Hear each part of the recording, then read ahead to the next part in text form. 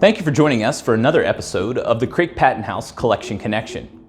Today we're going to share with you an object that amplifies the biography of our historic house, a portrait of a young James Craik.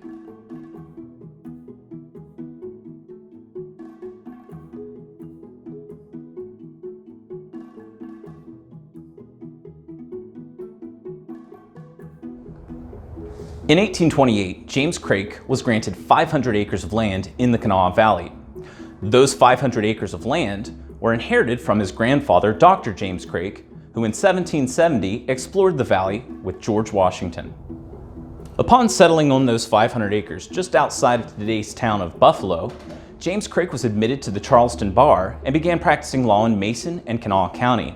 A year later, he would marry a young lady from Charleston named Juliet Shrewsbury. Just 20 years old, Juliet Shrewsbury was 3 years younger than James Craik and came from a prominent local family. Her father was Samuel Shrewsbury. His brother Joel, along with William Dickinson, ended up founding one of the largest salt works in the valley. Today, that salt works is still owned and operated by descendants of William Dickinson. In the mid-1830s, James Craik was approached by a coalition of salt manufacturers who had asked him to present a petition to the Virginia Assembly. This petition would have reduced the tolls on salt exported from the Kanawha Valley.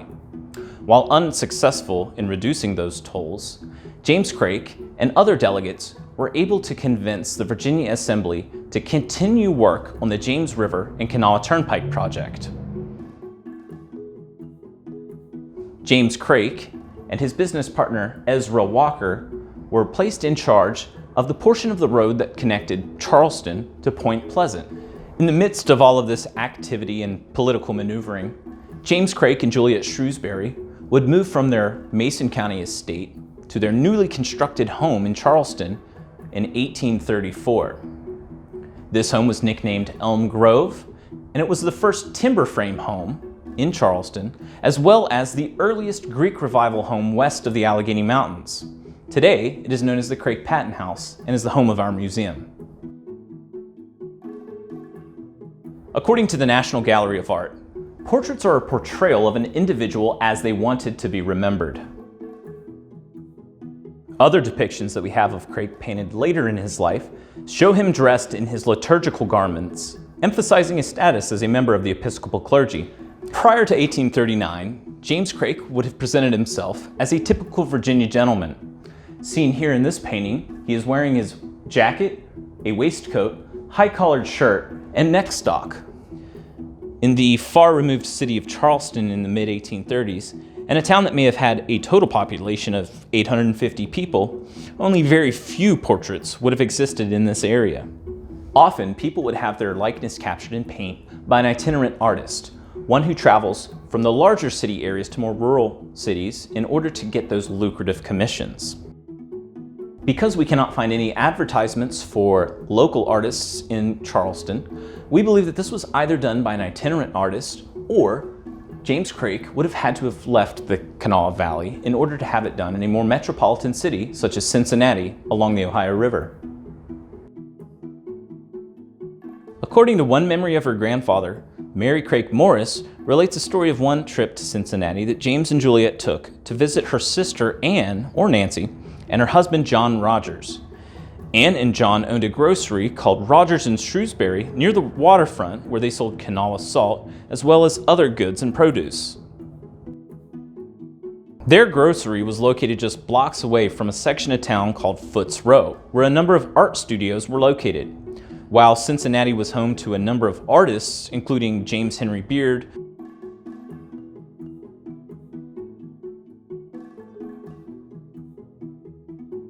George Winter,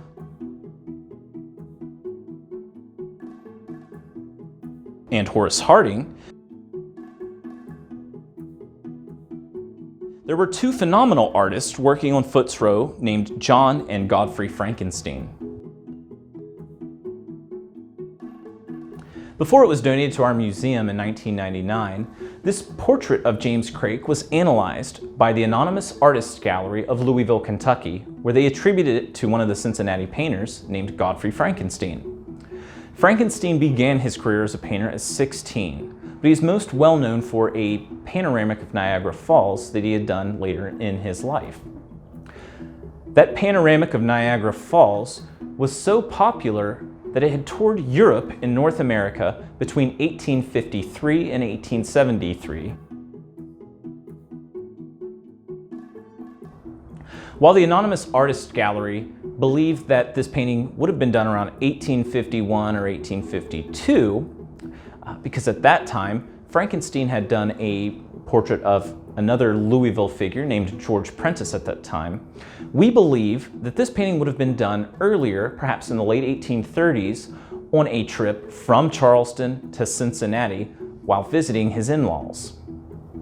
It's also likely that this painting would have been done by John Frankenstein, Godfrey's brother, because he's most often listed in Cincinnati directories at that period in time as a portrait artist, whereas Godfrey is oftentimes listed as either a landscape artist or president of the Cincinnati Academy of Fine Arts.